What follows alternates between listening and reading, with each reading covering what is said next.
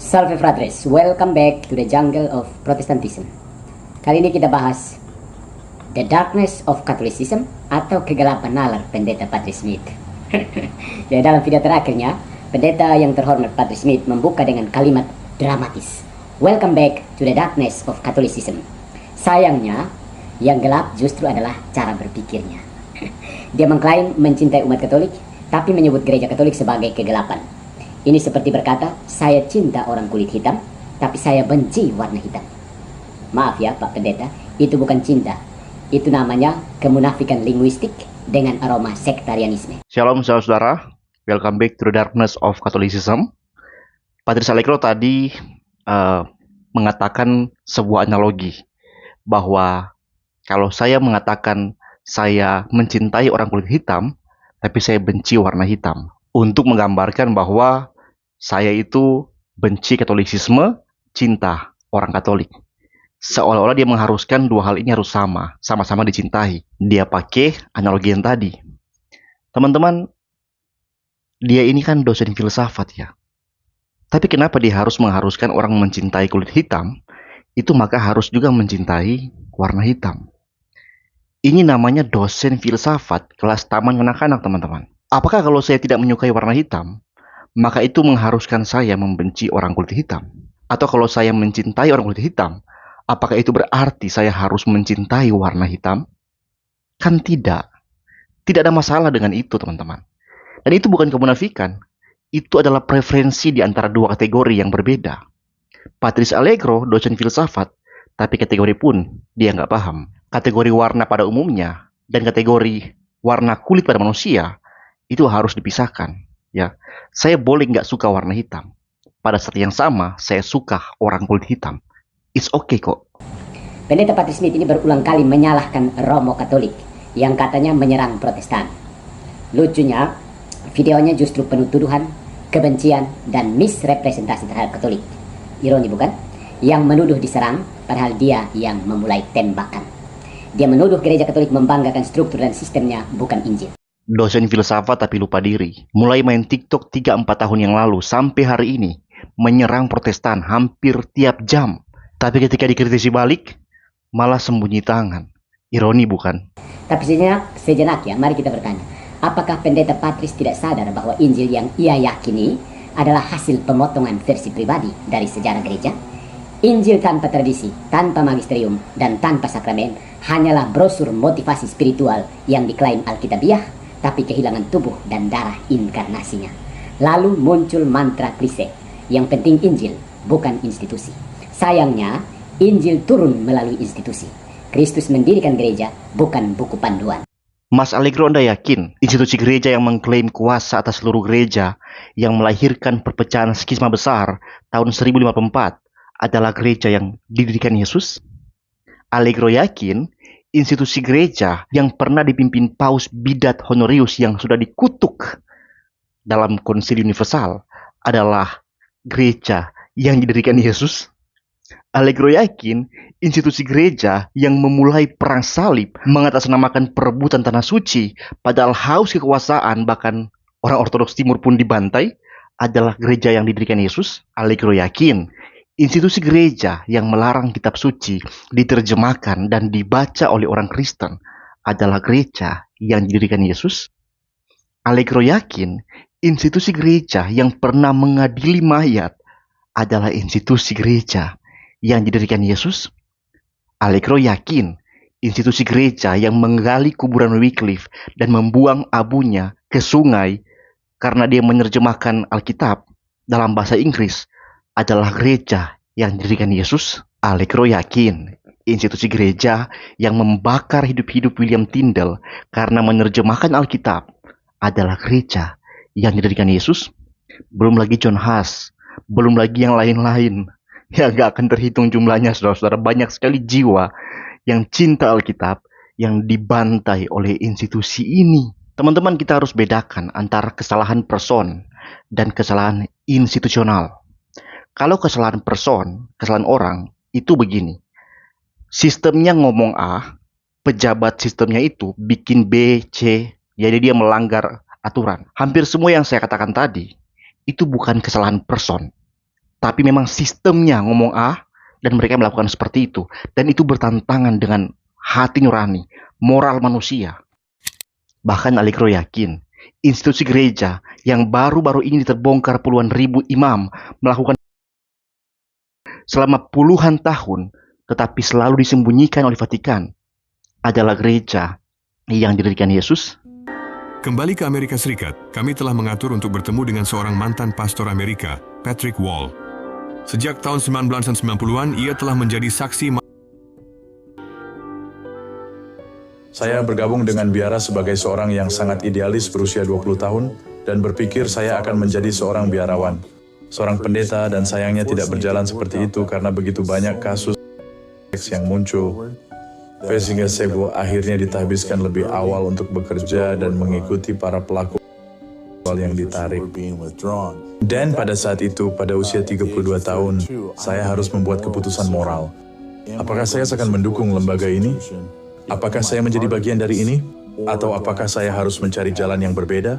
Dan saat itulah saya memilih untuk mengambil jalan yang berbeda dan membantu para penyintas.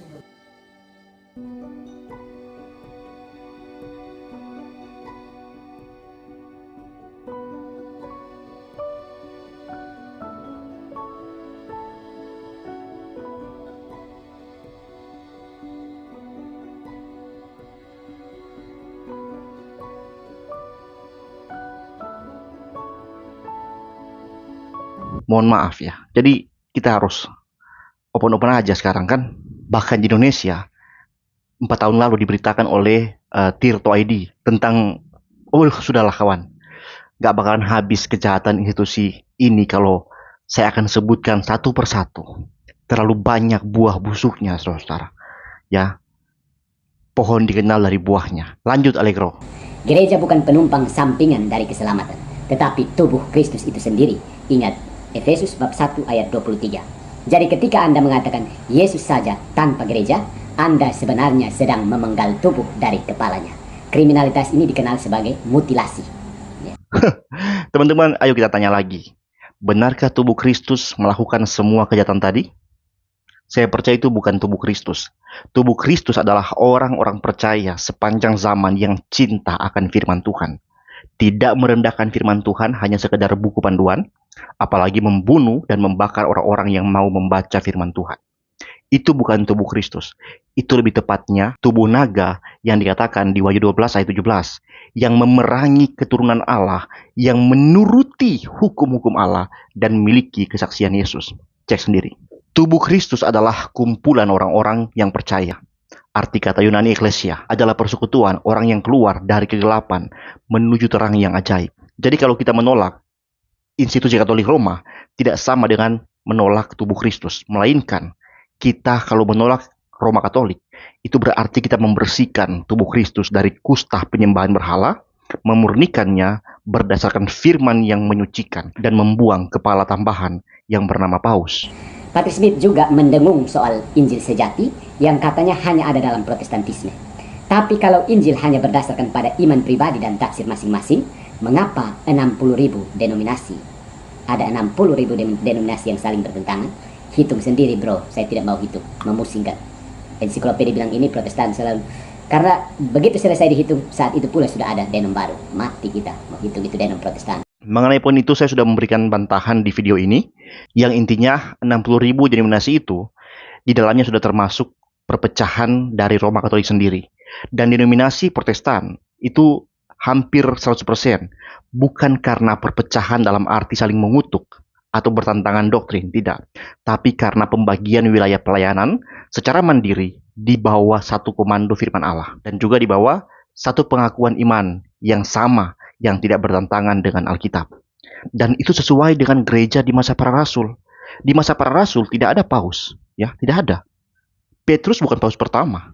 Karena sampai surat Roma ditulis, di mana sudah ada jemaat Kristen di Roma, Paulus dalam salam-salamnya di pasal 16, ya, tidak satu kali pun menyebut nama Petrus.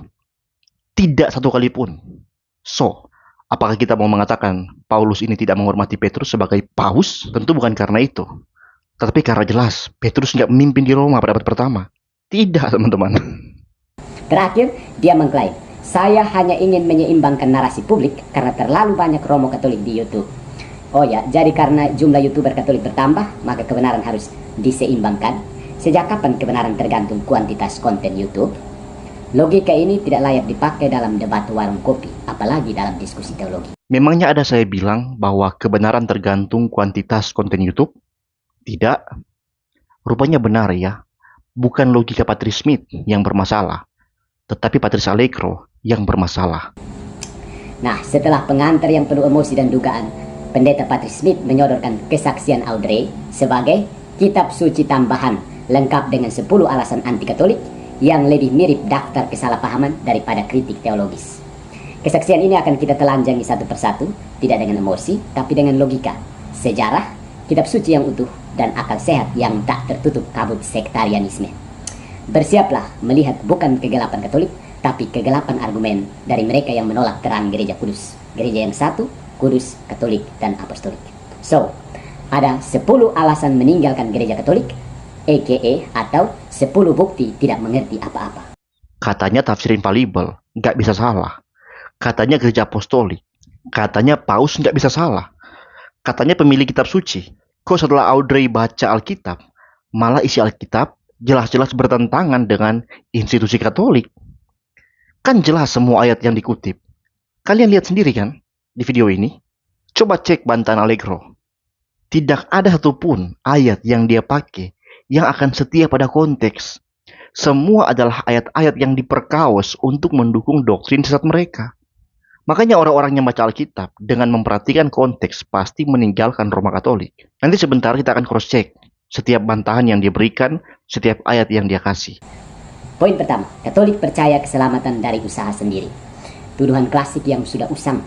Si penuduh tampaknya belum pernah membuka katekismus gereja Katolik, apalagi membaca Konsili Trente. Gereja Katolik secara eksplisit mengajarkan bahwa kita diselamatkan oleh rahmat melalui iman yang bekerja dalam kasih. Lihat Efesus bab 2 ayat 8-10, Yakobus bab 2 ayat 24. Katolik tidak mengajarkan usaha sendiri. Itu yang dia bayangkan dari jauh sambil memicingkan mata dan menutup telinga. Efesus 2 ayat 8-10. Sebab karena kasih karunia kamu diselamatkan oleh iman, itu bukan hasil usahamu, tetapi pemberian Allah, itu bukan hasil pekerjaanmu. Jangan ada orang yang memegahkan diri. Karena kita ini buatan Allah, diciptakan dalam Kristus untuk melakukan pekerjaan baik yang dipersiapkan Allah sebelumnya, yang mau supaya kita hidup di dalamnya. Teman-teman perhatikan, Paulus membedakan antara iman dan hasil usaha atau pekerjaan atau jasa manusia. Paulus menegaskan bahwa kita diselamatkan oleh iman, bukan oleh usaha kita. Ini surat Paulus kepada orang yang sudah Kristen, sudah percaya. Paulus akan berkontradiksi kalau yang dimaksudkan iman di sini adalah iman yang bekerja dalam kasih seperti dalam ajaran Katolik. Karena Paulus jelas membedakan antara iman dan pekerjaan, ya, meskipun tidak memisahkan keduanya. Paulus dalam ayat 10 itu menjelaskan lebih lanjut bahwa iman yang membawa keselamatan itu, iman yang membuktikan kita hidup di dalam Yesus itu akan menghasilkan perbuatan baik. Jangan lupa, kalimat bukan hasil usaha di bagian ini tetap berlaku. Artinya, perbuatan baik di sini bukan bagian yang menyelamatkan, tetapi buah dari iman yang menyelamatkan. Keduanya itu harus dibedakan meskipun tidak bisa dipisahkan. Ajaran Paulus ini sejalan dengan Yakobus. Yakobus menekankan kesatuan iman dan perbuatan. Karena banyak orang salah paham bahwa iman saja berarti boleh berbuat jahat seenaknya. Inilah pikiran orang-orang berdosa yang bobrok. Saya kemarin membaca komentar bahkan mendengar seorang Katolik yang live di TikTok itu bilang, enak ya jadi Protestan, asal percaya sudah selamat. Enak dong bisa hidup dalam dosa dan tetap selamat. Saudara-saudara, kalimat seperti itu malah menunjukkan bahwa orang itu hatinya sebenarnya gak punya Roh Kudus. Dan dia sebenarnya melihat dosa sebagai sesuatu yang enak atau menyenangkan dan ingin dia lakukan. Menandakan orang itu gak punya Roh Kudus. Kalaupun dia berbuat baik, itu bukan karena ketulusan, tetapi karena kekangan, aturan-aturan agama yang dia percaya. Sola Fide gak mengajarkan asal percaya dan orang boleh berbuat dosa. Tidak, saudara-saudara. Sola Fide itu menekankan iman adalah dasar keselamatan. Yang dari dasar itu, perbuatan kita dibangun sebagai syukur atas keselamatan. Dan ajaran ini berbeda dengan ajaran Katolik Roma tentang keselamatan. Katolik nggak membedakan sebagaimana Paulus membedakan antara iman dan perbuatan. Katolik mencampurkan antara iman dan jasa yang Paulus larang di Efesus 2 tadi. Menurut Katolik, pembenaran Allah tidak terjadi ketika seseorang beriman atau mengaku percaya dan menerima Yesus sebagai Tuhan dan Juru Selamat. Tidak. Katolik menggabungkan antara pembenaran dan pengudusan. Berbeda dengan Alkitab, Alkitab jelas membedakan antara pembenaran dan pengudusan sebagai dua proses yang berbeda tapi terikat. Menurut Alkitab, pembenaran terjadi di saat seseorang bertobat, menyesali dosanya, dan mengaku percaya pada Yesus Kristus sebagai Tuhan dan Juru Selamat. Ini jelas dalam Roma 10 ayat 9-13. Sebab jika kamu mengaku dengan mulutmu bahwa Yesus adalah Tuhan dan percaya dalam hatimu bahwa Allah telah membangkitkan Dia dari antara orang mati, maka kamu akan diselamatkan. Karena dengan hati orang percaya dan dibenarkan, dan dengan mulut orang mengaku dan diselamatkan. Karena kitab suci berkata, barang siapa yang percaya kepada Dia tidak akan dipermalukan, sebab tidak ada perbedaan antara orang Yahudi dan orang Yunani. Karena Allah yang satu itu adalah Tuhan dari semua orang, kaya bagi semua orang yang berseru kepadanya, sebab barang siapa berseru kepada nama Tuhan akan diselamatkan. Jelas teman-teman di sini, dalam Alkitab, pembenaran dan keselamatan itu terjadi seketika seseorang dengan sungguh-sungguh, bukan pura-pura, tetapi dengan sungguh-sungguh penuh ketulusan mengaku percaya kepada Sang Juru Selamat. Tetapi karya Kristus bukan hanya membenarkan orang yang percaya tadi, tapi juga menguduskan. Ini jelas oleh Paulus dalam 1 Korintus 1 ayat 30. Tetapi oleh Dia kamu berada dalam Kristus Yesus, yang oleh Allah telah menjadi hikmat bagi kita. Ia membenarkan dan menguduskan dan menebus kita. Kata kai di sini bisa juga diterjemahkan dengan demikian. Dengan demikian menebus kita. Jadi penebusan Kristus itu memiliki dua efek yang luar biasa dalam hidup orang percaya. Yang pertama, membenarkan dia, mengubah statusnya dari orang berdosa, orang terhukum menjadi orang benar, tapi juga itu memberikan dia Roh Kudus yang akan menguduskan dia. Dan cara Roh Kudus menguduskan orang percaya adalah melalui firman. Yohanes 17 ayat 17, kuduskanlah mereka dalam kebenaran, firman-Mu adalah kebenaran. Teman-teman, berbeda dengan Katolik Roma. Penebusan Kristus itu hanya membuka peluang bagi orang percaya untuk dapat dibenarkan dan dikuduskan. Keduanya ini nggak boleh dibedakan. Itu sama ya antara pembenaran dan pengudusan. Jadi Anda belum dibenarkan meskipun Anda dengan tulus ikhlas mengaku percaya pada Yesus sampai Anda melakukan praktik-praktik pengudusan. Misalnya yang pertama itu sakramen baptisan. Nah, baptisan itu bukan sebuah jaminan bahwa Anda sudah selesai dibenarkan. Bukan.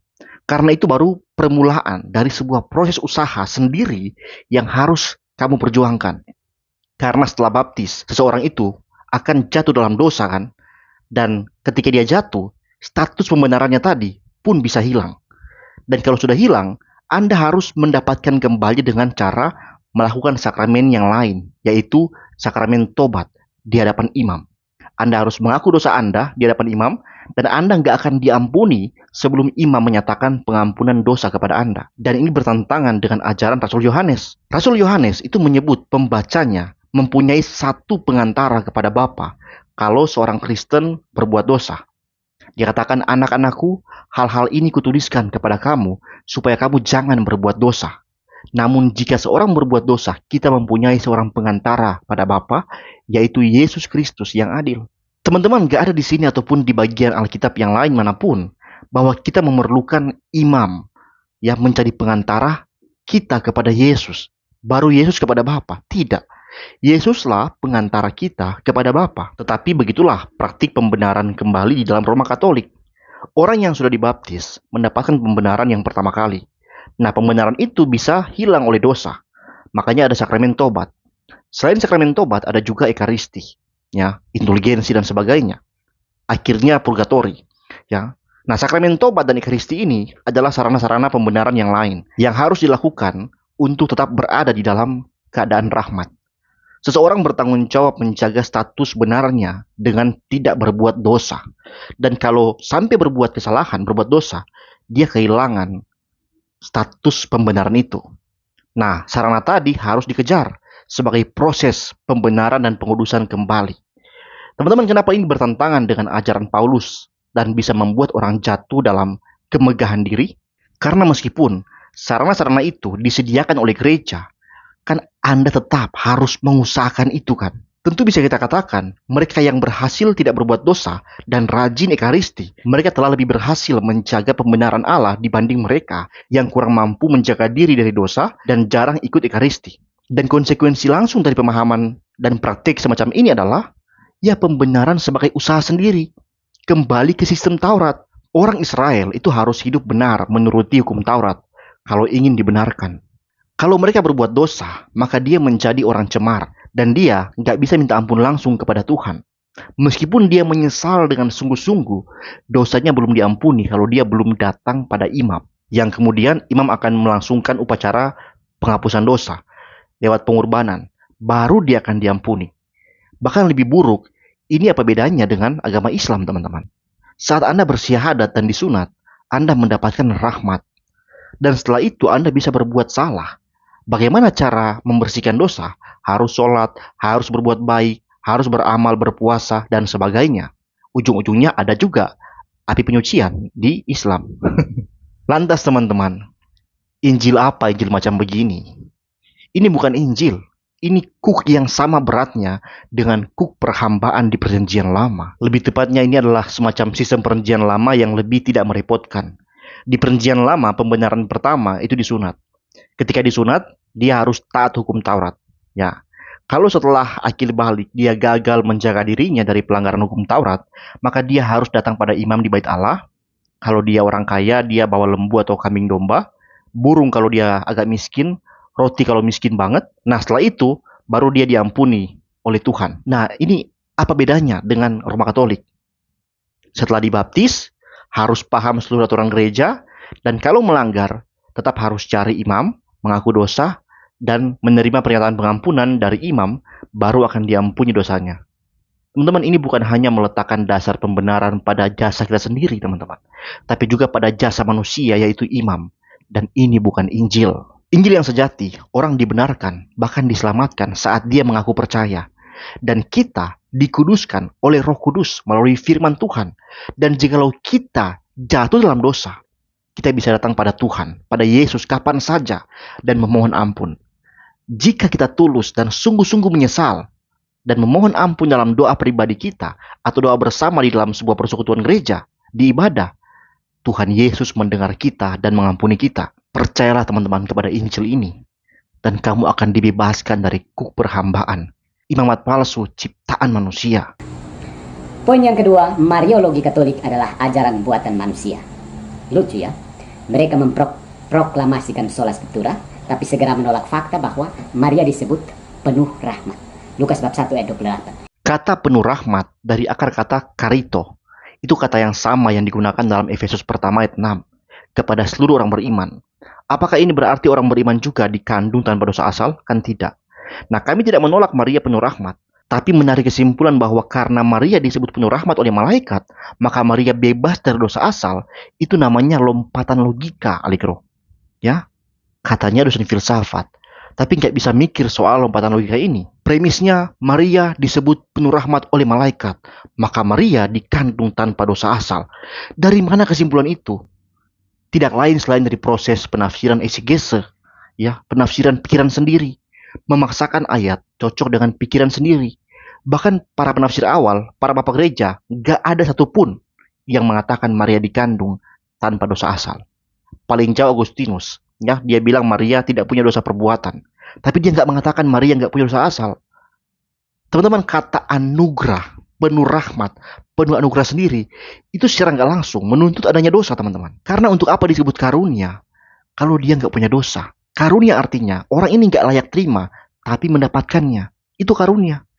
Ya, jadi coba pikir baik-baik ini, teman-teman. Pikir. Doktrin Maria tanpa dosa asal ini, teman-teman, pertama kali dijadikan dogma pada 8 Desember tahun 1850. Dan tidak ada bukti pendukung sama sekali, selain pikiran sendiri. Rupanya Roh Kudus lupa kasih tahu kepada para rasul. Sampai 1800 tahun kemudian baru dikasih tahu sama si Pius ini. Ibu Tuhan, Lukas bab 1 ayat 43. Dan nubuat bahwa semua bangsa akan menyebutku berbahagia. Lukas 1:48. Jadi siapa yang sebenarnya mengabaikan Alkitab? Mungkin yang lebih bahaya adalah menyembah kitab sambil menolak isinya. Katoliklah yang mengabaikan Alkitab dari istilah Ibu Tuhan tersebut. Karena tidak ada masalah dengan penyebutan Ibu Tuhan selama itu untuk menegaskan keilahian Kristus. Yang jadi masalah adalah pengajaran bahwa karena dia disebut Ibu Tuhan, maka itu berarti boleh menganggap Maria sebagai setara atau hampir setara dengan Tuhan. Dalam praktik devosional, doa-doa umat Katolik pada Maria secara implisit menunjukkan bahwa Maria sudah setara dengan Tuhan dalam sifat-sifatnya. Maria mendengar jutaan doa secara bersamaan dari seluruh dunia. Maria mengetahui kebutuhan pribadi setiap permohonan, bahkan yang tidak diucapkan, ya, bisa menolong siapa saja, di mana saja, kapan saja. Hal ini secara praktis menyamai atribut-atribut ilahi seperti omnipresence, maha hadir. Maria dianggap bisa hadir di mana-mana untuk mendengar dan menolong setiap orang Katolik. Omniscience, maha tahu. Maria dianggap mengetahui isi hati umat dan kebutuhan setiap orang. Omnipotence, maha kuasa. Maria disebut perantara segala rahmat, seolah-olah semua anugerah Allah melalui dia. Kemudian ada juga omnibenevolence, maha kasih. Maria dianggap lebih lemah lembut dan lebih berbelas kasih daripada Kristus, Sang Allah itu sendiri. Wow, saudara. Dan ini adalah penyembahan berhala. Sungguh-sungguh penyembahan berhala, teman-teman. Contoh nyata dalam doa dan devosi Katolik. Yang pertama, doa Rosario. Santa Maria, Bunda Allah, doakanlah kami yang berdosa ini, sekarang dan waktu kami mati. Ini mengandaikan bahwa Maria mendengar doa setiap orang, kapanpun dan dimanapun, kan? Kemudian ada sebuah lagu dan sebutan seperti Refuge of Sinners, Gate of Heaven, Queen of Heaven, Mediatrix of All Grace. Dalam beberapa teks devosi seperti True Devotion to Mary, ya, Saint Louis de Montfort, dikatakan bahwa semua rahmat Allah diberikan lewat Maria. Katekismus Gereja Katolik nomor 969 mengatakan peranan Maria dalam kaitannya dengan gereja dan seluruh umat manusia berlangsung terus. Dengan doa permohonannya, ia menyampaikan karunia keselamatan kekal. Oleh karena itu, perawan terberkati disebut juga sebagai perantara, mediatrix. Teman-teman, jangan percaya semua ini, teman-teman. Jangan percaya semua itu. Hanya Allah yang maha hadir, maha tahu, dan maha kuasa. Mazmur 139 ayat 7-10 itu dengan jelas menuliskan hanya Allah yang bisa mendengar semua seruan dari semua tempat. Yesaya 40 ayat 8, Tuhan itu gak memberikan kemuliaannya kepada yang lain. Maria adalah makhluk ciptaan, bukan pencipta. Lukas pertama ayat 47 mengatakan Maria sendiri menyebut Allah sebagai juru selamatku. Artinya dia sendiri bukan tanpa dosa dan bukan sumber keselamatan. Praktik devosi seperti ini, teman-teman, itu melampaui batas Alkitabiah. Meskipun orang Katolik menyangkal bahwa mereka menyembah Maria, namun dalam praktiknya, ini ekspresi-ekspresi ini itu sudah menyamai penyembahan. Semua ini menarik satu kesimpulan. Kristus saja tidak cukup. Dan ini bukan Injil. Ini adalah ajaran yang lain. Poin yang ketiga, paus setara dengan Allah. Serius, ini stromen yang bahkan anak sekolah pun malu mengulang. Gereja Katolik tidak pernah mengajarkan bahwa paus adalah Tuhan. Tidak pernah. Infalibilitas bukan berarti paus itu tidak pernah salah. Saya juga nggak mengatakan bahwa paus adalah Tuhan, tapi sudah sama seperti Tuhan. Yang ketiga, kepausan. Menurut Gereja Katolik Roma, paus berasal dari garis suksesi uskup yang tidak terputus yang dimulai sejak Rasul Petrus. Suksesi apostolik ini memberikan otoritas unik kepada paus.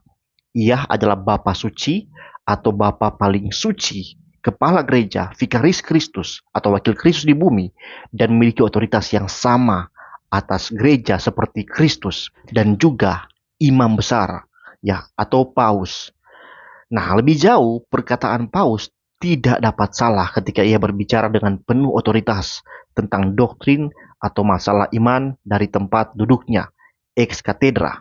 Dengan kata lain, paus memiliki gelar dan fungsi yang sama dengan Allah Tritunggal. Paus memiliki gelar dan fungsi yang sama dengan Allah Tritunggal. Ya, Paulus misalnya tidak pernah salah kan? Tapi bahwa dalam kondisi tertentu, ajaran iman dan moralnya dijaga oleh Roh Kudus dari kesalahan. Contoh kasusnya adalah Nabi Daud. Mazmurnya dipakai Protestan tanpa tereng aling-aling. Ini bukan ilahisasi, tapi proteksi. Dan tentunya sesuatu yang tidak dimiliki oleh 60.000 denominasi. Dalam kondisi tertentu, ajaran iman dan moralnya dijaga oleh Roh Kudus. Kondisi apa? Anda katakan kondisi tertentu. Kondisi apa, Aliro? Saya tahu jawaban Anda itu adalah kondisi ex cathedra. Nah, teman-teman, apa itu ex cathedra? Apabila Paus berbicara ex cathedra, yaitu ketika ia dalam menjalankan jabatannya sebagai gembala dan guru semua orang, ya, semua orang Kristen, mendefinisikan doktrin tentang iman atau moral yang harus dipegang oleh seluruh gereja, maka ia memiliki infalibilitas. Oleh karena itu, definisinya tidak dapat berubah oleh keputusan gereja manapun. Artinya, seorang paus tidak akan salah ketika dia berbicara tentang doktrin dan moral Katolik. Pertanyaannya, salah dan benarnya diukur dari mana? Jika selain paus atau di sisi paus atau di atas paus, tidak ada badan hukum apapun yang dapat mengadili dia sebagai paus, maka ukuran apa yang akan dipakai itu untuk mengatakan dia salah atau benar? Tidak ada ukuran. Bukti bahwa paus melakukan kesalahan tapi nggak bisa dipersalahkan adalah doktrin yang mengajarkan bahwa Maria menginjak kepala ular.